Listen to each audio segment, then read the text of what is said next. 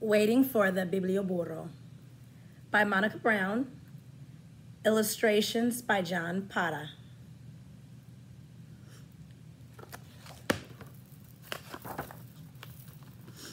On a hill behind a tree, there is a house. In the house there is a bed, and on the bed there is a little girl named Anna, fast asleep, dreaming about the world outside and beyond the hill. There's Anna sleeping.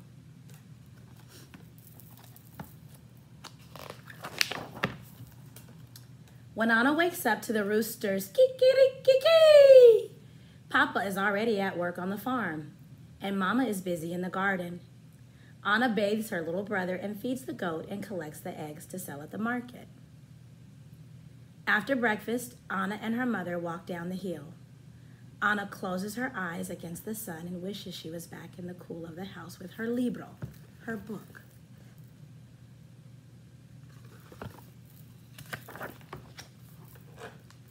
Anna has read her book, her only book, so many times she knows it by heart.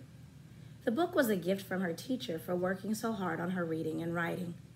But last fall, her teacher moved far away, and now there is no one to teach Anna and the other children in her village.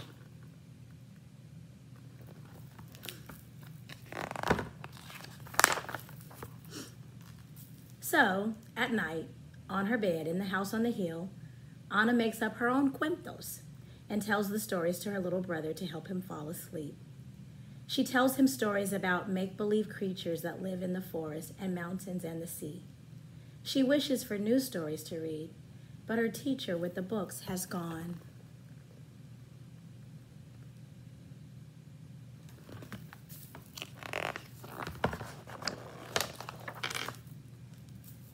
One morning, Anna wakes up to the sounds of tak-a-tak, clip-clop, and a loud "Ia, ia." When Anna looks down the hill below her house, she sees a man with a sign that reads Biblioburro. with the man, there are two burros. What are they carrying? Libros, books. Anna runs down the hill to the man with the sign and the burros and the books. Other children run to him too, skipping down halls and stomping through the fields.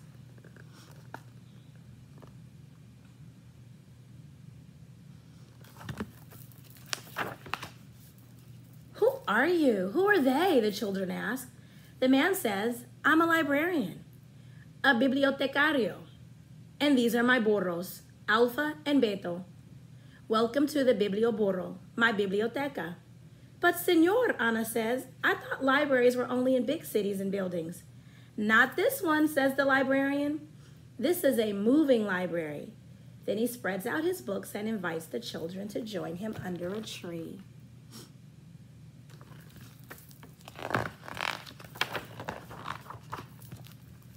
Once upon a time, the librarian begins sharing the story of an elephant who swings from a spider's web. He reads from books with beautiful pictures, then helps the little ones learn their abecedario. He sings A, B, C, D, E, F, G. Finally, he says, now it's your turn. Pick out books in a few weeks and I will be back to collect them and bring you new ones. Me too? Asked Anna. Especially you, says the librarian with a smile.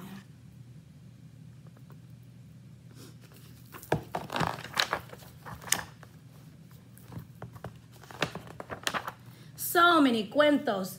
While Alpha and Beto chomp the sweet grass under the tree, Anna picks up book after book and finds pink dolphins and blue butterflies, castles and fairies, talking lions and magic carpets.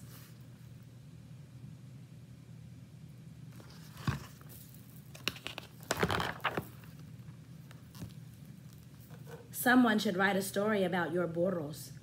Anna tells the librarian, rubbing Alpha's nose and feeding more grass to Beto. Why don't you, he asked. Then he packs up the books and is off. Enjoy, he calls to the children. I will be back. Anna runs up the hill to her house, hugging the books to her chest. She can't wait to share the books with her brother. And that night, she reads until she can't keep her eyes open any longer.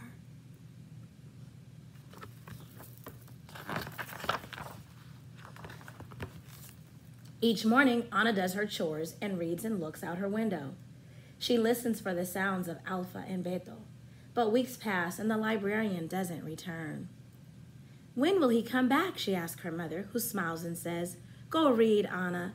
When will he come back? She asks her mother, who smiles and says, Go draw, Anna. When will he come back? She asks her mother, who smiles and says, Go write, Anna. When will he come back? She asks her mother, who finally says, Go to bed, Anna.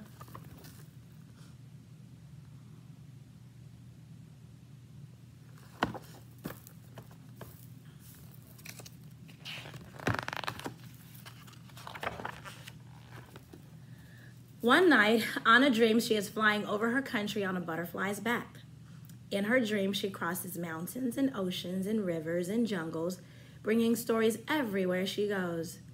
Stories fly from her mouth and fingers like magic, falling into the hands of the children waiting below. When Anna wakes up, she misses Alpha and Beto and the Biblioburro's books. She remembers that the librarian told her that she could write a book. And so, with paper and string and colored pencils, she does.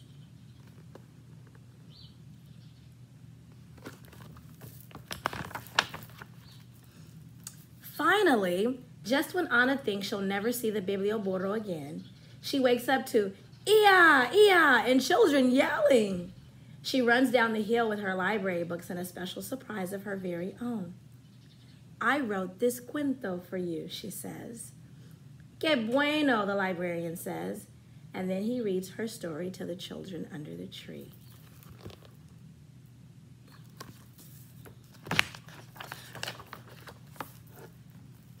When it's time to go, Anna's book is packed carefully on the burro's back, ready to be carried away over the hills and through the fields to another child who is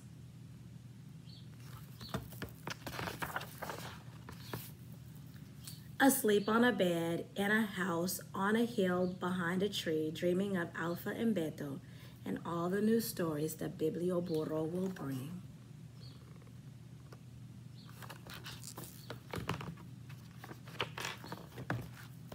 I don't have any burros, but I am bringing you books. And just like Anna, you can read the same book over and over again. You can share books or cuentos, share stories or cuentos with your little brothers and sisters. Keep reading, keep telling stories, keep writing. Miss you, scholars.